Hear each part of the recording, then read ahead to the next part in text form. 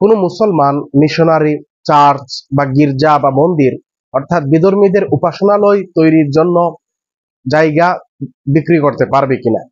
কোনো মুসলমানের জায়গায় এসে কোনো বিধর্মী চাচ্ছে যে তাদের উপাসনালয় সেখানে বানাবে, সেক্ষেত্রে ওই মুসলিম বিক্রেতার জন্য এই জমি বিক্রি করা জায়েজ আছে কিনা। উত্তর হলো, মুসলিম বিক্রেতা অন্য ধর্মের উপাসনালয় তৈরি করার জন্য জায়গা বিক্রি করতে পারবে না।